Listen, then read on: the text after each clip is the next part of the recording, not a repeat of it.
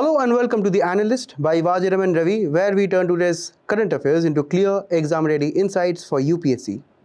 It's 23rd June 2026 and we have two important articles for your upcoming mains exam. First, why an ecologically sensitive area for the Western Ghats? We examine the ecological significance of one of the world's biodiversity hotspots.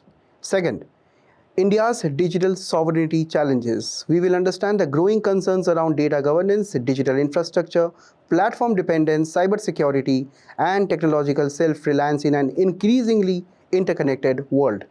To enrich your mains answer writing, we also bring you three mains value addition segments drawn from today's news, featuring important reports, examples, constitutional insights, data points, and case studies. And as always, we will conclude with focused prelim pointers for 2027 prelims exam. So let's begin.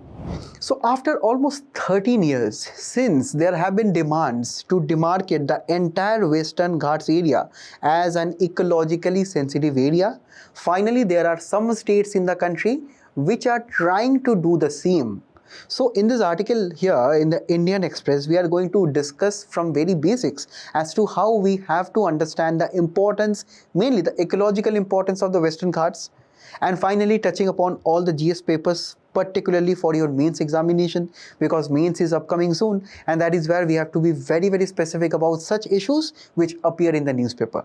So right now, in the very beginning, I want to stress upon the recent changing pattern of the examination in prelims specifically, where they are going to ask you regarding the mapping aspects in this way.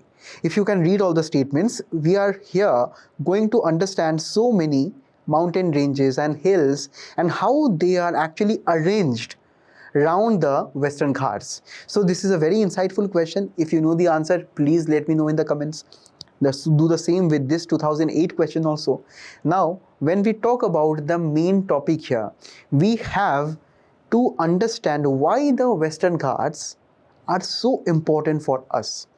Firstly, it is a continuous mountain range which stretches for around 1,500 kilometers across 6 states in the country, starting from Gujarat to Tamil Nadu. Now, one of you can let me know which are all the states in between. So in all the states we have a continuous mountain range, and here this is actually one of the 8 hottest hotspots of biodiversity in the entire world, even certified by the UNESCO. Also, we have to understand that this area is a mere 6% of total Indian landmass. But when it comes to the plant that we find, the animals that we find, the mammals, the fish, the amphibians that we find, it attributes to more than 30% of entire India. So we have to understand, just after Himalayas, which stretches throughout the entire North India, we have towards the eastern part of India this magnificent Western Ghats. And this is exactly why we have to understand that this is so important for even the peninsular region and their climate. We all know that this is a monsoon season right now, and we have the winds of the monsoon coming via the Arabian Sea, and whenever they come towards India, they hit the Western Ghats firstly. So definitely we know whenever the moist winds bringing in moisture from the Indian Ocean, the monsoon winds, they hit the western side of the Western Ghat, definitely we will see more rainfall throughout the regions of the Western Ghat. Right? And on the other side, we have the rain shadow region. So this stark distinction where we have, excess rainfall on one side and a deficient rainfall on the other side influenced the climate of the peninsular region of our country. And this is exactly why we have so many biodiverse amount of animal species in this particular region. Not only that, we also have Western Ghats as source of so many rivers, major rivers such as Godavari, Krishna, Kaveri, Periya. So that is why we have to understand, not only from a livelihood perspective, the Western Ghat being home to even the endemic species such as the lion-tailed macaque and the Nilgiri thar, make it one of the regions which gives 360-degree holistic coverage towards the biodiversity of our country.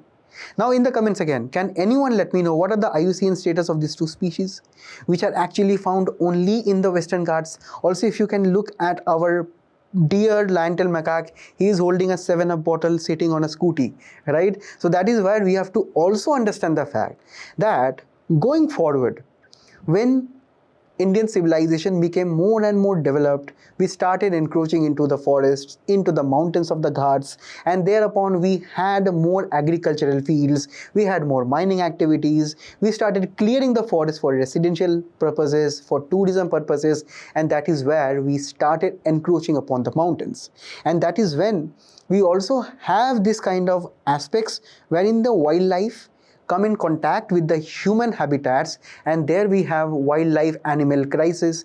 In the recent times we also have seen that case of an elephant who was fed one bomb, right? Because that elephant often comes into the fields of some villages. So the villagers, they fed one bomb, and that is when the bomb exploded inside the elephant died instantly. We also see so many reports where we also have so many animals crossing rail lines, and often they face death due to some trains striking them. Even we have various other aspects such as various tourism projects. Without even taking green clearances, they set up tourist resorts within the forest itself, particularly in areas of Kerala, mainly northern Kerala, where we have illegal tourist resorts being set up there. So this is exactly why, for decades, this is not a recent phenomenon. For decades, the conservation of Western Ghats have not only been an existential crisis but also political issue. Now, when we talk about one of the very first efforts taken by the central government to preserve this entire area, so this is where the government of India firstly told that, okay, let us go and do a survey there. Let us talk with the local people, let us actually roam around and find out where these excess amount of developmental activities are taking place, where we need to step down, where we need to actually increase the conservation efforts. And that is where Madhav Gadgil, a noted environmentalist, came up with his report commissioned by the central government. So he went there in 2010 when this committee was recommended and set up by the Ministry of Environment, Forest and Climate Change. He went there, he surveyed the area, and finally he came up with his own recommendations. The first thing that he told, that no new mining licenses should be given except in ecologically sensitive zones, particularly to zone number 3. Now, what are these ecologically sensitive zones or ecologically sensitive areas? Now, we have to understand one thing, that firstly understand that the Ghats are one biodiverse area where there is a lot of biodiversity, and there is an ecological balance which is seen throughout the entire region.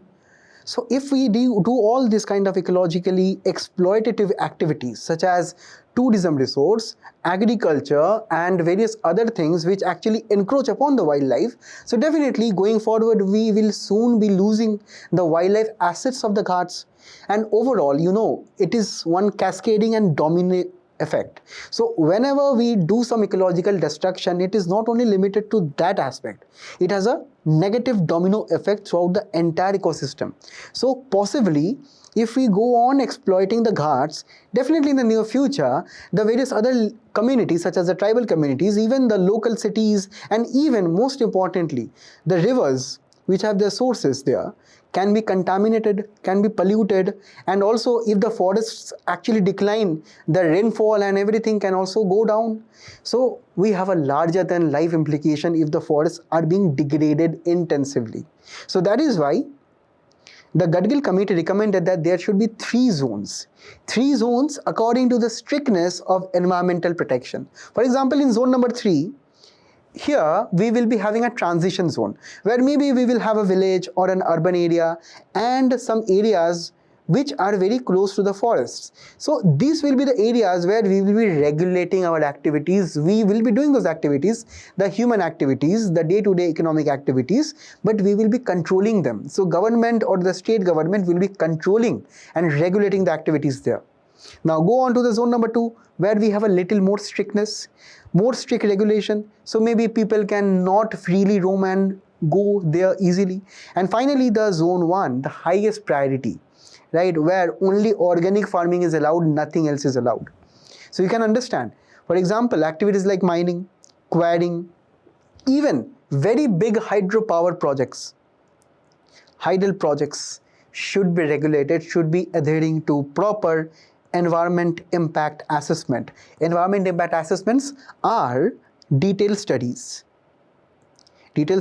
which are taken before carrying out a mega project such as a hydropower project or a tourism resort or a farming activity. So we have to understand, if I have that hydropower dam, what would be the larger impact on the environment, right?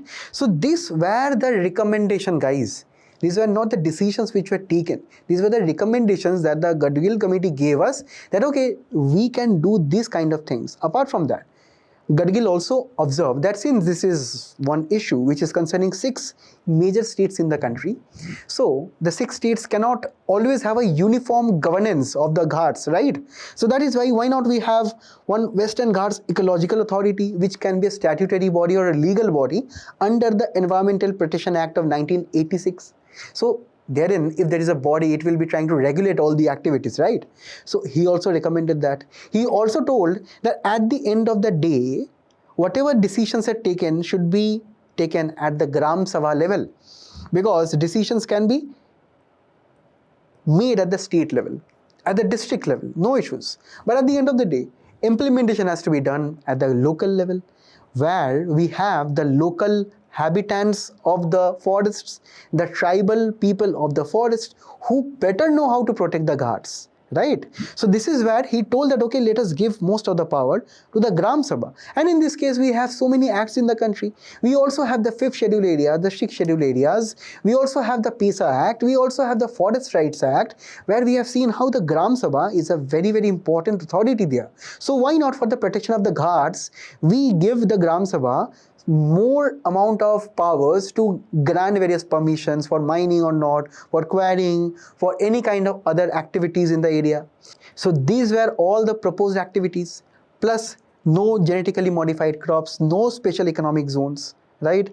But the government actually saw that what Madhav Gadgil in his report was recommending, that almost the entire Western Ghats would become ecologically sensitive area. And this is what many people from Kerala and Karnataka complained, that if we denote the entire Western Ghats into various zones, and we ban some activities such as hydropower, excessive amount of say agriculture based on pesticides and chemicals, so at the end of the day, the plantation economy consisting of various spices, mainly tea, coffee and various other items which are cultivated there, they would lose. Even pineapple plantations are actually quite famous there in that region. So that is why many people vehemently opposed the Gadgil report, right? Now the government was in a dilemma. Government set up another committee in 2013 under Kasturi Rangan. Now, Kasturi Rangan had already this mindset that okay, people were protesting against the Madhav Gadgil report, and there were so many criticisms. If you can go back into the news articles of 2012-13 pertaining to Western Ghats, you will actually understand how angry the people were because of the Madhav Gadgil report. But on the other hand, Madhav Gadgil actually recommended quite good measures to really protect the environment there. But maybe he lacked a developmental centric approach. That means, we have to carry on the economic development, economic activities, and simultaneously we also have to carry the environmental conservation aspects. So he told that okay, let us not denote the almost of the entire Western Ghat as an ecologically sensitive area. We can denote around 37%, right?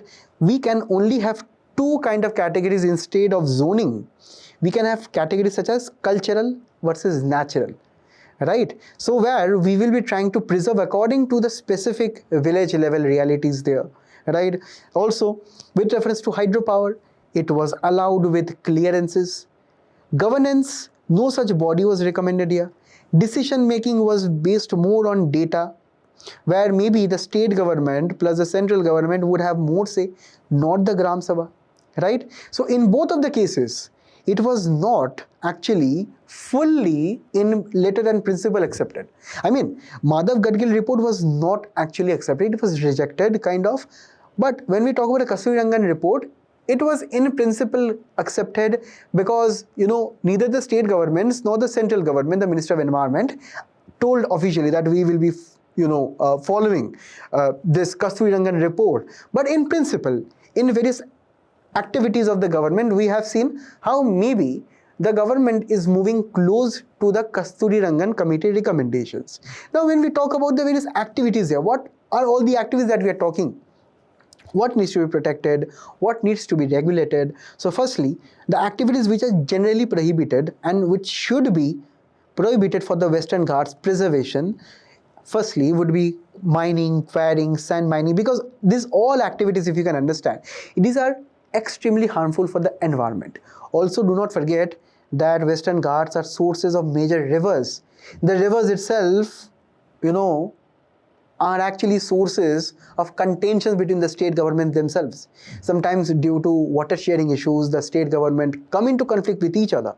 On the top of it, if you have large townships and various other environmentally polluting activities, definitely things can go much more bad. And obviously, considering the local conservation and instinct, we also have to not allow this kind of activities. Next activities which will be tightly regulated would be deforestation, hotels, resorts, etc. And finally, more activities which will be encouraged will be sustainable agriculture, ecotourism, traditional plantations such as cardamom, pepper. So these are not that damaging to the environment. So this is where we can allow this, maybe with the help of organic farming and also a mix of zoning activities. But when it comes to taking action, almost 13 years have passed. Since 2014 and 2022, 5 more drafts have been prepared of the Kasturi Rangan committee. Even, Mr. Sanjay Kumar, who was a former DG of Forest, he also went there. He had a committee under himself. He also recommended various things. 6 draft was presented. 2024, for the first time, notification was released that, ecologically sensitive areas would be established in the Western Ghats. For the first time, we are hearing a good news. But the government told that it would be in a state-wise manner. That firstly, maybe, the state of Gujarat will be implementing this. Then the state of Maharashtra will be implementing this. So in a phased manner, the momentum started in 2024, finally 2026 right now. Finally, at least 3 states are right now close to finalizing. So let us understand who are those states. So firstly, there are 2 states who are telling, we will go forward with notifying Western Ghats as an ecologically sensitive area via an act. So for the first time, maybe we will see that the Western Ghats are protected by law, which is the need of the hour, frankly speaking. Because if you look into the various areas of the Western Ghats which are facing issues, firstly, no one can forget the Wayanad landslides. If you all can remember back then, so many lives were lost, right? And also, since this region are actually sources of faulted mountains, right? So definitely the landslides will be very, very prone. Also, you understand right now it is a monsoon season. So nevertheless, the fact that this year is the year of El Nino, but in normal times, we generally have very huge flooding accidents, landslide accidents, heavy rainfall, loss of crops, loss of livestock. So these are all the things which are plaguing, and that is why the 2 states, Gujarat and Tamil Nadu, told that across 64 villages, since for Gujarat and Tamil Nadu, the ecologically sensitive areas are quite small, if you can see here. If you look at the state of Tamil Nadu, the entire size of Tamil Nadu, see, this is the entire size of Tamil Nadu in this map.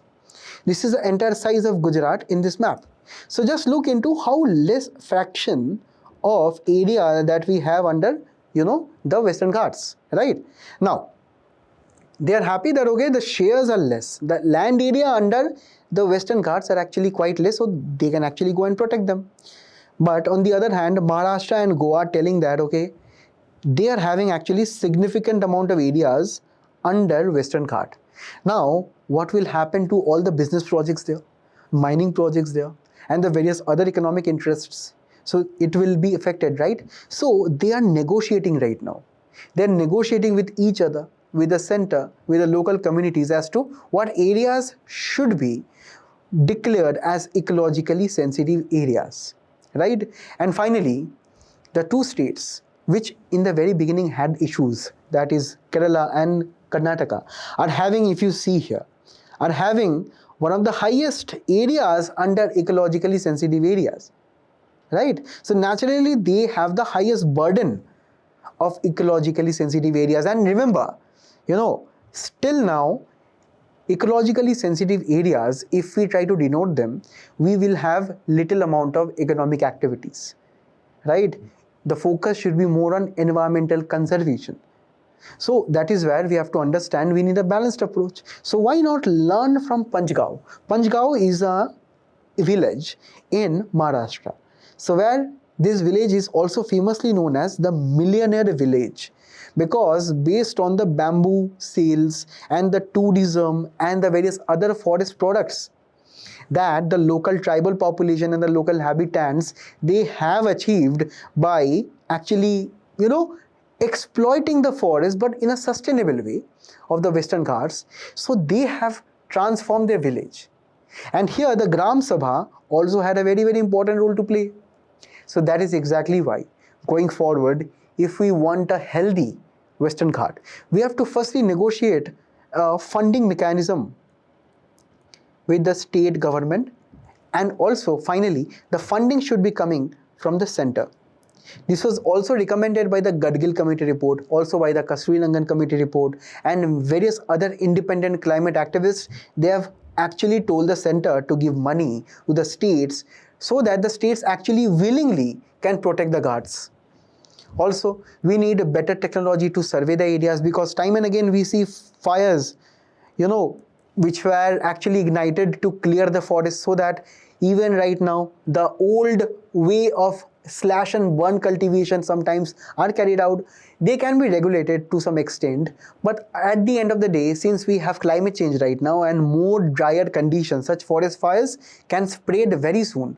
Apart from that, we also have flooding accidents. So we have to understand, to prevent the disasters, we have to manage the technologies right now. We have to go for open access systems when it comes to mapping, when it comes to our satellite system, we have to capture good data. Also, in the Brahmagiri case, where the NGT, the National Green Tribunal, ruled that there must be a law, there must be a stronger legal protection for the Ghats, because as of now there is nothing protecting the most important natural trove after the Himalayas in the country. And at the end of the day, if we go on to follow the millionaire village case study model, we can actually adopt this kind of nature-based solutions where the local communities can actually coexist with nature. So these are actually the content that you need to write this answer here. With good case studies, good data, everything that we have, let us right now write an answer and move on to the next article, where we have a very interesting article from the Hindu today, which is talking upon the digital sovereignty status of our country. And according to this article, the digital sovereignty of India is actually not guaranteed in recent times. Now, the concept of sovereignty is very simple, but is very, very powerful, because being a sovereign country means that you are an independent country, that you are a supreme country, because no one can come and take your territories. You have a defined border. You most probably will be having rules, constitutions, and most importantly, a national consciousness, a national identity. So all these features, when we take it to the digital level, that is where we have digital sovereignty. If you do not understand still now, let us understand some examples, after which you will clearly understand what we really mean by digital sovereignty. So what happened in July 22, 2025? You know about Microsoft. Microsoft is a very, very big company. It is a US based company. So what happened, we have another company in India known as Nayara. Nayara is actually a company which deals with the crude oil business or petroleum business. Maybe in your day-to-day lives you have seen some Nayara petrol pump also, right? Now what was the issue is that, the Russia-Ukraine crisis happened. But before that and during that times itself, Nayara actually signed one agreement with a Russian company to supply crude oils, petroleum in India itself. But at the end of the day, the US at that time was pressurizing all of the European countries, the entire world, to not buy Russian oil. You remember that? So what happened, you know? Microsoft blocked Nayara's employees' emails, right? So it did one extreme activity that you are an US based company, you are blocking the email system such as the Microsoft Teams for an Indian based company. Why? Because a particular European Union passed various sanctions on various Russian backed companies. So what is happening here? Overnight, the employees of Nayara lost their emails. They had to go to rediffmail.com, right? What happened to the previous emails, all the official communication?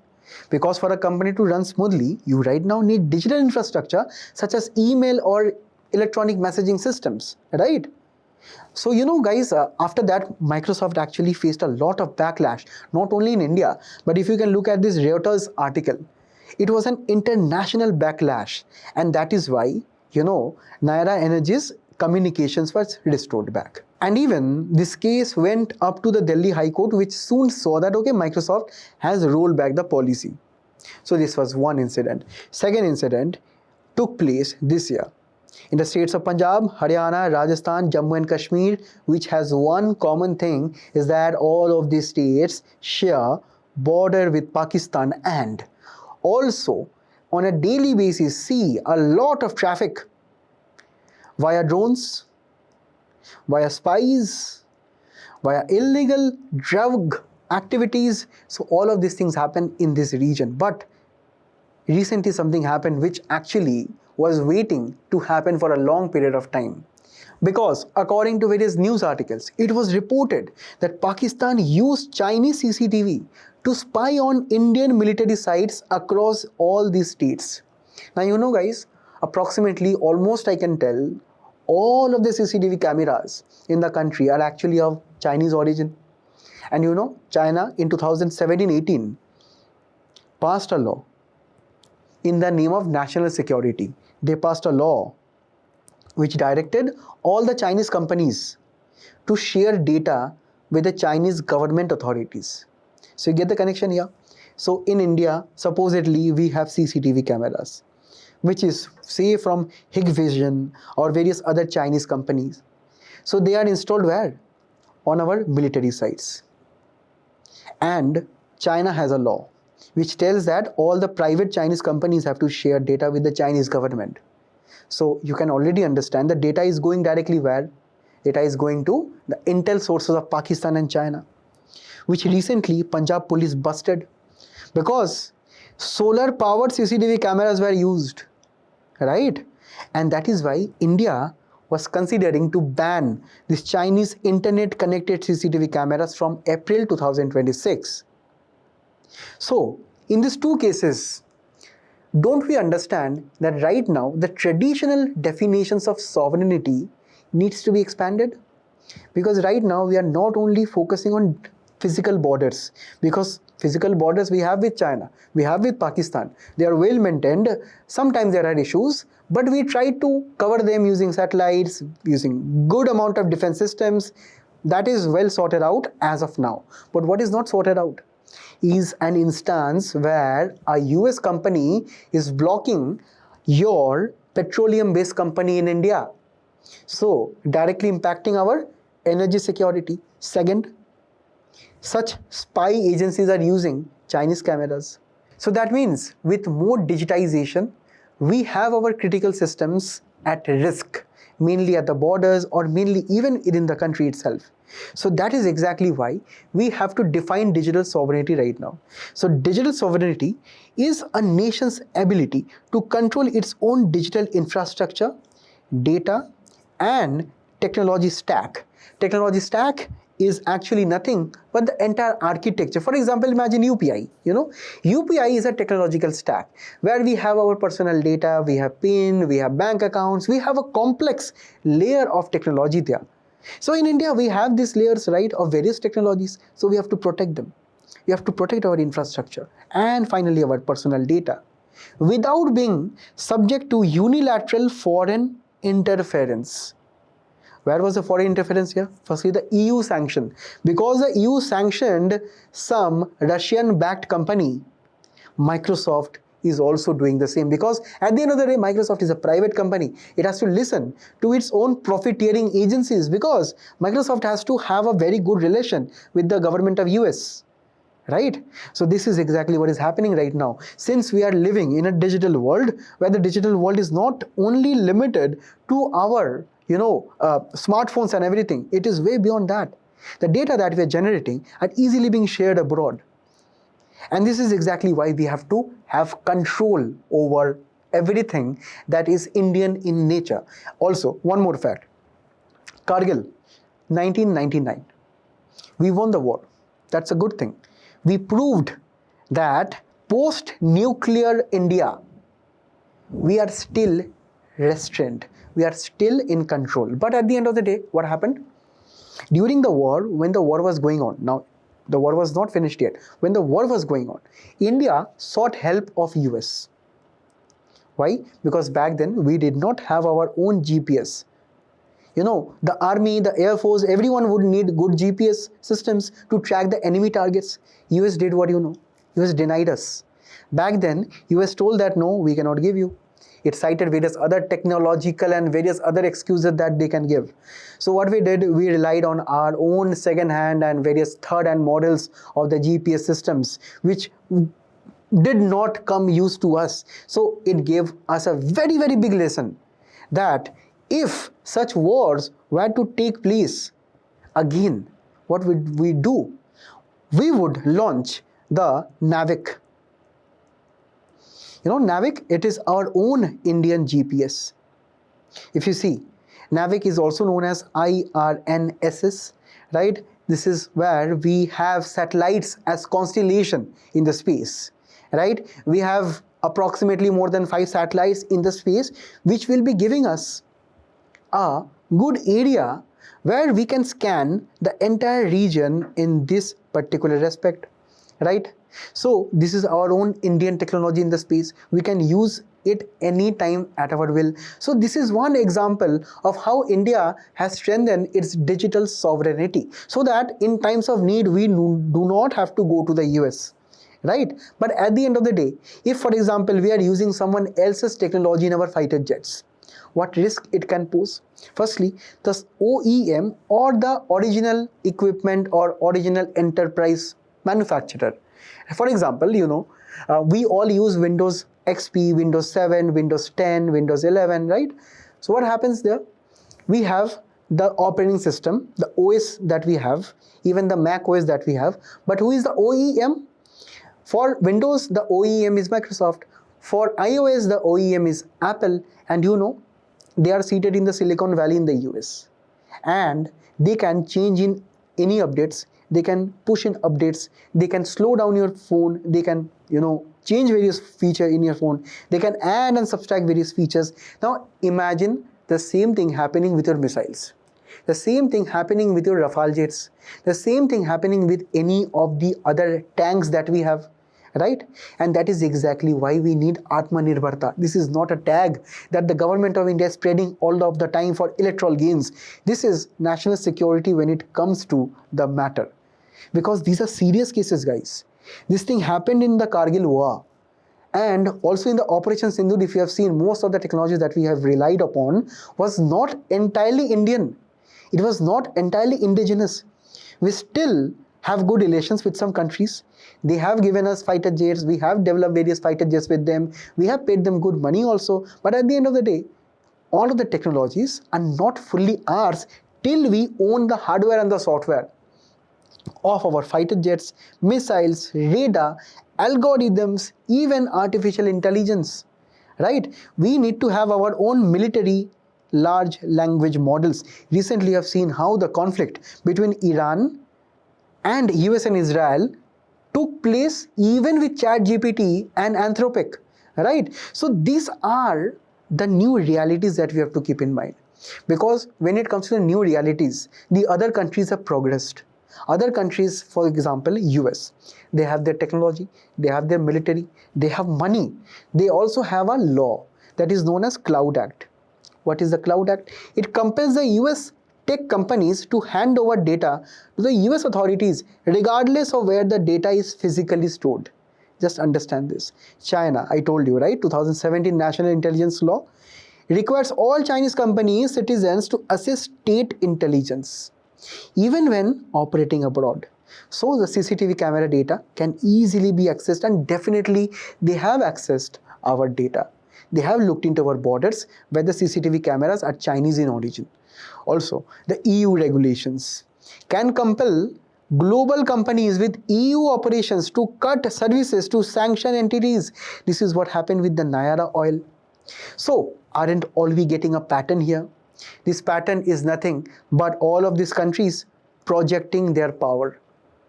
And this is where the power transition theory also comes into picture. For example, say, US was very strong and powerful well into the 2000s. But since then, China came up, right? The same thing also happened previously. After the Industrial Revolution, UK was a major superpower in the entire world, right? Gradually, it started taking many colonies, including India. Now, who gave up a very huge challenge? Initially, Germany. So we had World War I. After that, we also have seen how UK was given heavy and hefty amount of loans in both World War I and World War II. Who gave the loans? The US. And after which, US remained one of the most powerful countries in the entire world. Who gave them competition? USSR. So always, in the entire world, even in the history, if we go back, we see always this transition, this tug and pull coming up. And India is on the rise right now. And that is exactly why countries like US, China would always like to irritate India and pressurize India into following their own tactics. This is also something that we have seen recently, right? Some of you also can tell me some other instances that you have seen, how China and US indirectly tries to twist India into following their own laws and regulations, right? So this is exactly what we have to understand, that India is in a transition period where India is thinking of having indigenous technologies, weapons, Atmanirbharta, everything that India can achieve indigenously. We are also trying to do that. But in this, the established hegemon, which is US, for example, right, will always force India to not have those better and best technologies. Why? Because US's main policy would either be to constrain us, to limit us, or co-opt, or taking up or sabotaging the various activities that we generally take in our national interest. Why? Because in the past we have seen the same case with Britain, with US. Currently we are seeing the same thing with US and China, because US is actually the most powerful country in the world right now, where China is giving a stiff challenge because China has spent a lot of money on their technology, on AI, on defense, on various other things such as world trade, because China has actually surplus with almost most of the major developed countries. When it comes to developing countries such as India, India actually has a deficit with China, a trade deficit with China, right? And that is what leaves us an open question. Why India's position right now is actually quite serious? Why it is a challenge for us right now, right? Because we have to understand the entire world is already focusing on their own national interest. Understand this aspect very well. When it comes to digital sovereignty, when it comes to protecting their citizens by themselves, by their own virtue, with their own resources, France, Netherlands, European Union, Turkey, they are taking various alternatives. For example, you have to start with very simple steps like France, which will have a national video conferencing platform by 2027. So this will be government sponsored, or here various private companies will be given funds in a PPP model.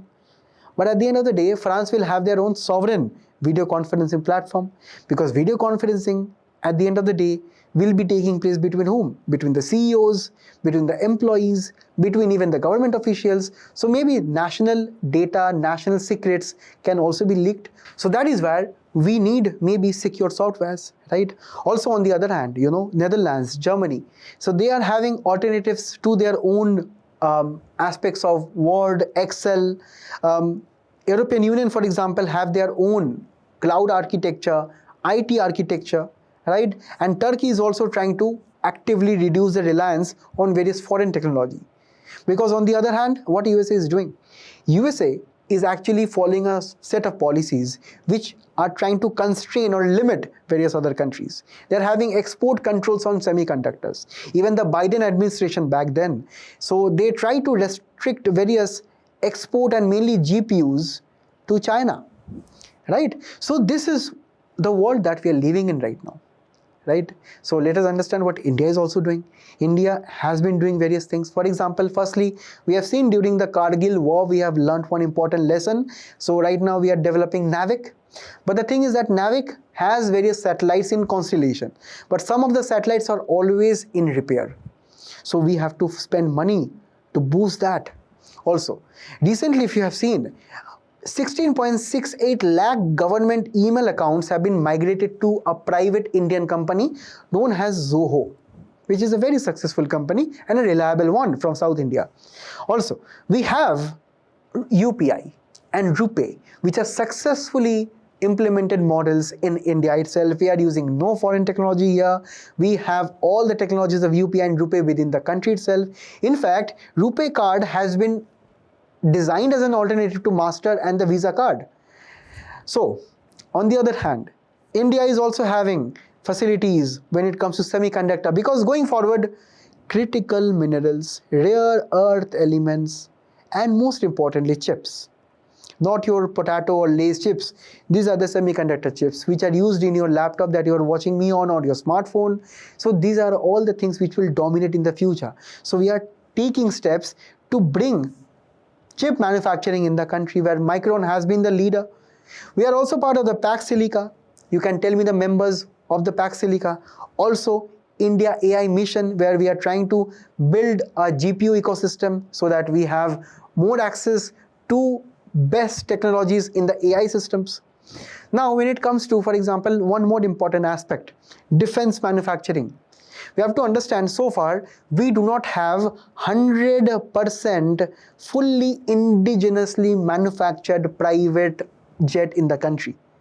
This is where the private sector in our country is lacking, right? So that is why, if you look at countries like US, where Lockheed Martin, Boeing, these are major private corporations, right? They are way, way ahead from India. So we need to boost more and more of the private manufacturing in space, in defense, in these sensitive areas. So government's roles right now is the owner and operator. We have to follow the US model, where government is a funder plus actually a customer from the private segments. So if you see right now, the government of India, the Ministry of Defense, also has been issuing various notifications to private companies to start this manufacturing right now. So I think that it is never too late. It is never too late, because when we talk about private participation in manufacturing and everything, we have to take forward the principle of, Atmanirbharta, right, and reducing the dependence on other countries. So at the end of the day, what happens?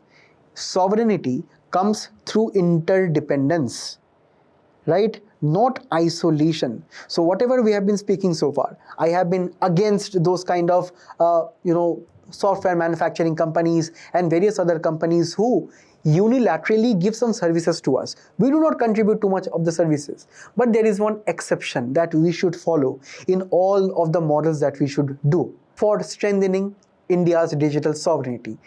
It is that we should follow the BrahMos model. As simple as that. As simple as that. Why? Because the BrahMos model, it has been developed in a joint cooperation between India and Russia. So here, no countries can tell that I have contributed more than you.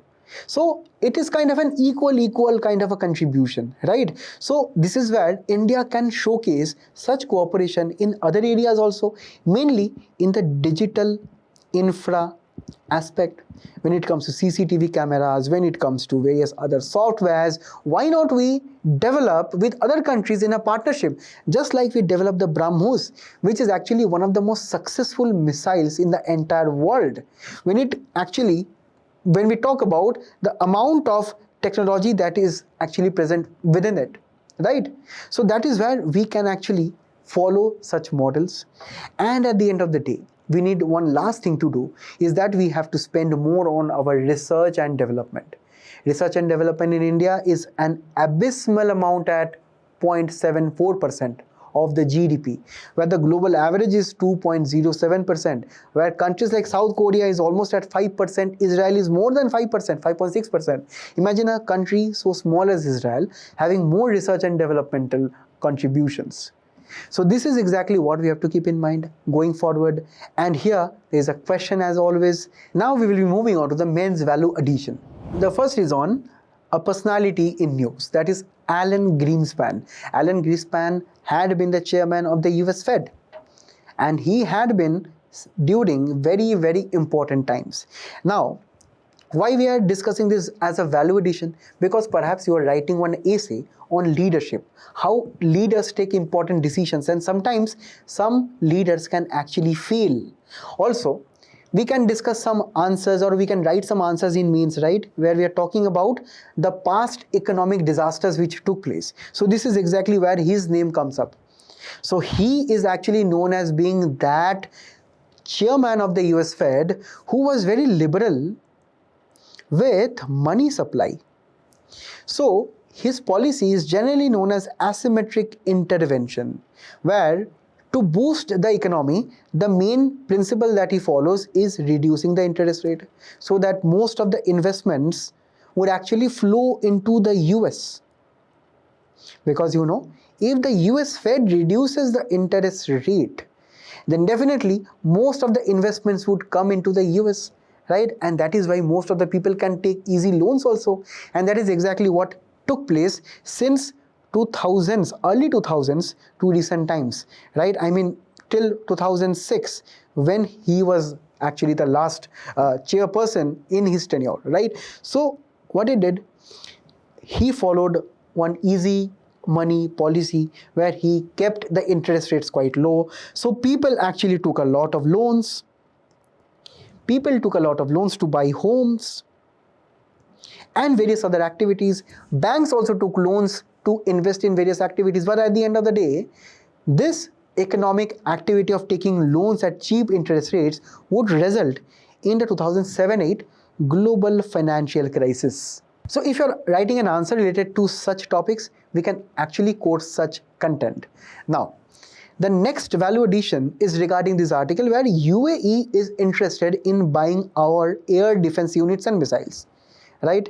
Because the Indian government has been focusing on military defense exports. If you also have seen in the recent times, the Indian defense exports as of 2026 have reached a market of around 38,000 crores. A data very important for your mains answers. And the best thing about mains is that if you're writing your answers, you can always draw a chart and diagram like this. For example, if you want to show the examiner that the Indian defense exports are on the rise, just quote rupees and the year and tell that in 2020, 2021 and 2026, the graph has been following an increasing and uprising trend. So if you do such small value additions, the examiners always feel refreshed, right? Also, if you can look into the top buyers of Indian defense exports, Myanmar, Philippines, Armenia, Sri Lanka have been the top 4. Also, when we talk about what actually India exports, firstly, we export a lot of ships, that is more than 55%, and that is exactly why we are also heavily focusing on the shipbuilding industry also. If you see the stock market, most of the shipbuilding stocks are also increasing. After that, we are focusing on artillery, missiles, sensors, aircraft, and various other systems, right? So this was all for this one. Next, we have another value addition based on the recent FDI data.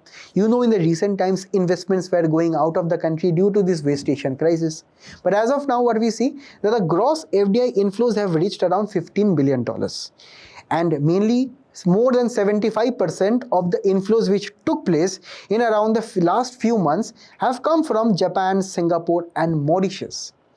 Inflows have actually increased around 13.7% from the last month, which totals to around $8.9 billion, right? And the top outflow destination, that is overseas direct investment, the main destinations are US and the Cayman Islands. So can anyone tell me where Cayman Islands are situated before we move on to the prelims pointers? So starting the prelims pointer with one major Supreme Court verdict on road safety, where the main incident was one father-son duo walking on the street as pedestrians. Suddenly a truck would come from behind and would run over the little son. And this would begin some years of struggle for the father to seek justice, because they were not in a car, they were not in some vehicles where they are actually having some accidents, but they were walking on the streets as common citizens, as common people. And this is exactly what the Supreme Court ruled, that right to work is a fundamental right, which is actually protected under Article 19 and Article 21. Because when we talk about cars, these are not human beings, right? But human beings, on the virtue of becoming human beings, they have their own life and liberty, they have their own freedom of speech, expression, movement, settlement, and everything. And that is exactly why the right to work has been designated as a fundamental right. Why? Because if you see, across 2023 and 2024, most of the deaths that are taking place are actually pedestrians. So these are the people not driving cars, these are the people not involved in any mistakes, but they are the ones who are dying off. So if you see, of all the road accidents, pedestrians are actually quite a huge number. And that is exactly why the Supreme Court, while delivering its judgments, it's told that Article 19 and 21 directly tell that, okay, right to move and be safe on the streets and also walk in a peaceful way, in a normal way, is a fundamental right. Also, the DPSPs actually tell that the central government, the state government should actually have policies to have better aspects of ownership and control of material resources of the community, so that everything for the common good is protected. So this is also one for the common good, because walking is a common activity, and this is exactly why the government of India and the state governments have failed in the eyes of the Supreme Court, which has given us a new accountability architecture. Firstly, it is criticizing the Motor Vehicles Act 1988, because the Supreme Court tells that it is more of a vehicle-friendly act than a human-friendly act. So in cases of various accidents, the pedestrian side of things are sometimes ignored. Even to the 2017 regulations, according to the central government, protects various children, pedestrians, cyclists, but the Supreme Court is telling these are only principles. These are not rules and regulations that everyone has to follow. So that is why the Supreme Court told that there must be demarcated and protected footpath. For example, like this that we see in mostly the developed countries, where we have a lane for the cyclists, we have different lanes for different activities. Mainly if you see for walking, there must be a dedicated lane number 2 that is actually protected from the various vehicles which are operating on the streets here. So in case of various accidents, right, you should not be at the mercy of the driver, who can be also drunk, who can also kill some sleeping vendor on the streets, right? These things have happened in the past. So that is why the Supreme Court is telling that, okay, we need some 3-tier governance at the state, district, and the local level, at the municipality or the Gram Panchayat level, so that the municipal authorities at the end of the day, they have the responsibility of making the roads more safer. Also, the Supreme Court has told that the relief that the people gave, the monetary relief and the various other relief, are not in a proper way. So firstly, people can directly go to the court right now, the High Court or the Supreme Court, in seeking remedy. Also, they can claim for various special allowances under the Special Relief Act, right, using the section number 30 to 40. So Special Relief Act is also available to them. And at the end of the day, a dedicated permanent regular related to road safety must be constituted, because as of now we do not have that regulator which is having a legal and maybe also a very powerful stature. So this is what was all for this article. We will now move on to the next one. So after the recent deal between US and Iran has been invited to another round of talk with IAEA, International Atomic Energy Agency. So this is also known as popularly the nuclear watchdog of the entire world, and mainly the main key function of the IAEA is to have nuclear safeguards. For example, you already know that nuclear weapon is a very dangerous thing. So that is why inspection, monitoring must be done. Reports must be presented to the United Nations. Also, nuclear technology is not always harmless. It can be used for nuclear energy, for research, for health purposes. So it also promotes that. And at the end of the day, in cases of various disasters or in cases of security incidents, IAEA is always there. So it was established in 1956. Headquarters are at Vienna, that is in Austria, which lost to Argentina yesterday by a margin. You tell me in the comments by someone who scored. Also, you can let me know in the comments. The members are around 178 in number, and we have to keep in mind mainly about the governance structure. It has one general conference where all the members are present, but the most important body is the board of governors. 35 countries are there. India is also on a permanent basis in the same, right? And this board is actually tasked with creating the various safeguards agreement, which most of the other countries also follow with reference to nuclear technology. And it also has a secretariat which manages the day-to-day operations. Now, the recent meeting would take place in Switzerland in an area known as Bergenstock. So this area is having a resort where the US officials, Iran officials, and Qatar and Pakistan is actually locked in a mediation process where all of the parties are trying to reach a deal. Firstly, they have reached a deal of 60 days sanction waiver on Iranian oil, right?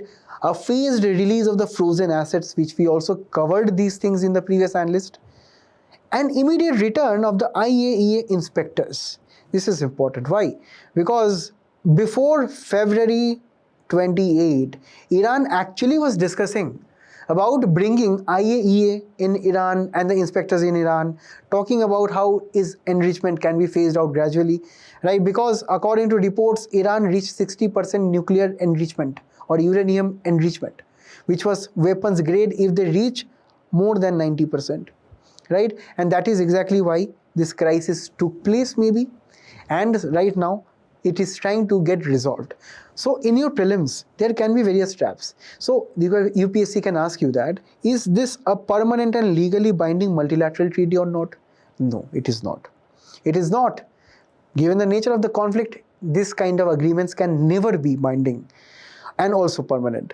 Also, is this agreement officially restoring the 2015 Joint Comprehensive Plan of Action? No. Because that expired way back.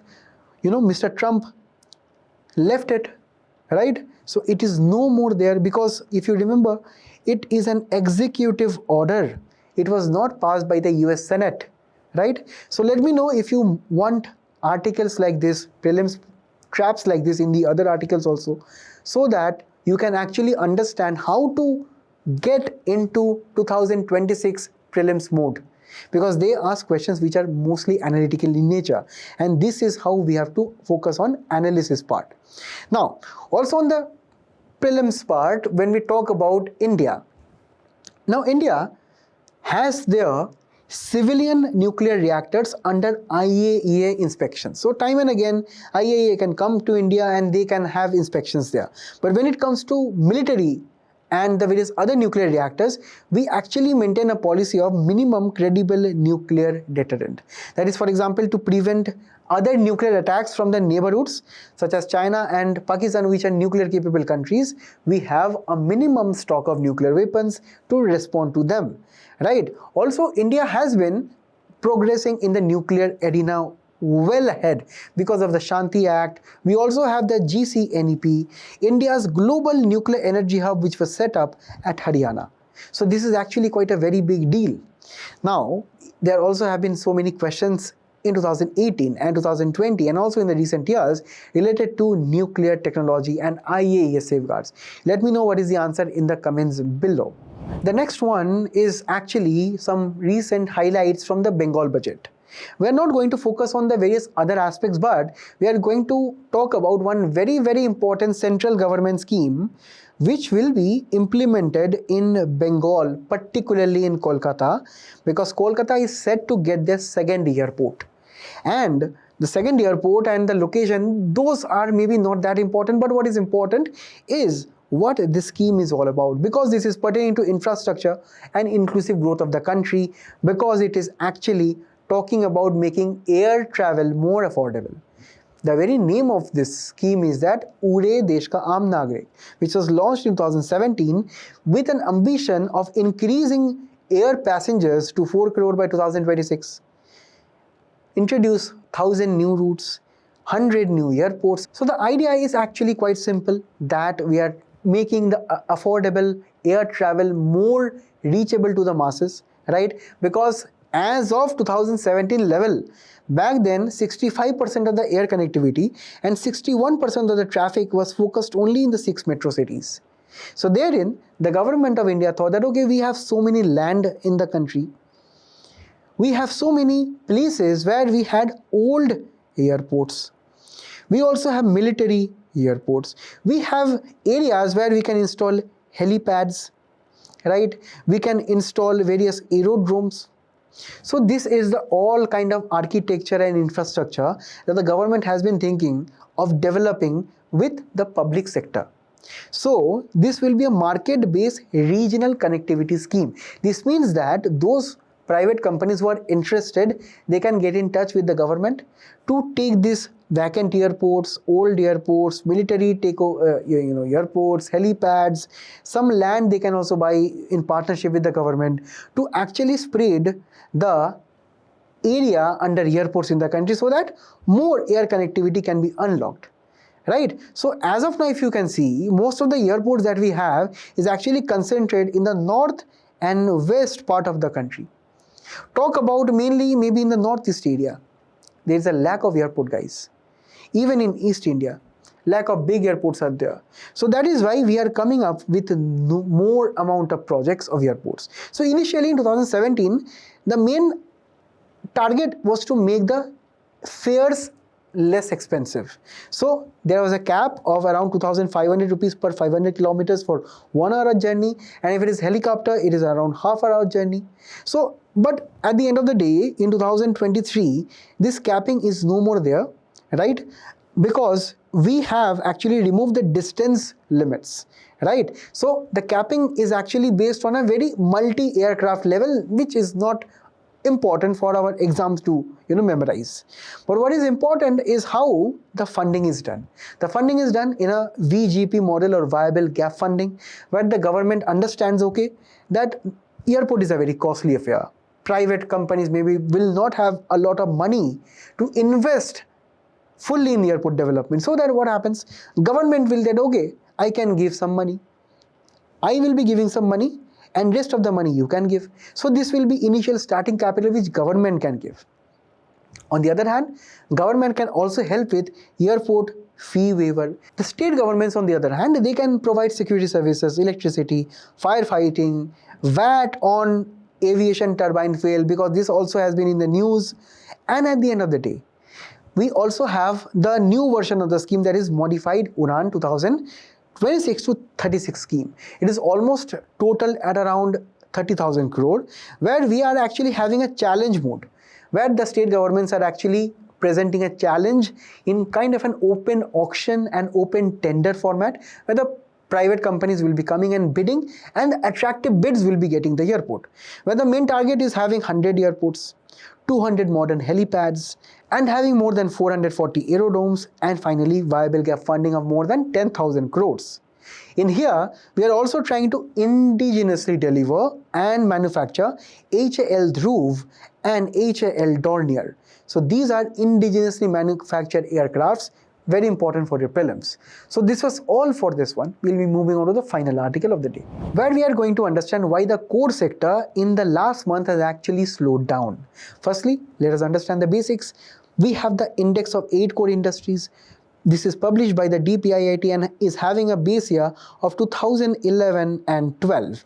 And what are all those 8 core industries? Petroleum, refinery industries, electricity, steel, coal, crude oil, natural gas, cement and fertilizers, all arranged in an descending order according to their weightage in our economy. Weightage means that in an economy, obviously the petroleum and refinery products will have a higher weightage because they are used mostly in almost all of the economic sectors, right? Now, Index of Industrial Production is also a similar one, which is published by a different organization, that is NSO. Base year is also different and the components are also different. We have mining, manufacturing and electricity, among which manufacturing has the highest weightage, followed by electricity and mining. But at the end of the day, a very interesting fact is that indirectly, index of 8 core industries is also almost 40% of IIP. Right? So both of these are quite different but also very much related. Now, what is the recent data that we have? That we are seeing an seesaw version of the core industries. Core industries are very important for the economy because without electricity, without crude oil, without petroleum, your country cannot operate. That is why these are core or the most important. So the core industries have contracted. They have decreased by 0.5%, and that is a very serious thing. This is not a minor news that we are discussing. On an economy level, if your petroleum sector is at -8%, coal is at -9%, and crude oil plus natural gas is at -4 and -5%. So you definitely understand that the economy is contracting on a very heavy basis. But on the other hand, infrastructure such as cement and various other distribution of the core industries have been increasing. This is nothing but the reflection of the recent geopolitical crisis and also the cascading stock markets that we have. So this is all for today. I thank you all for being a very patient audience. Please do attend the quiz which is following up. Till the next time that we meet, all the best and best of luck. Thank you.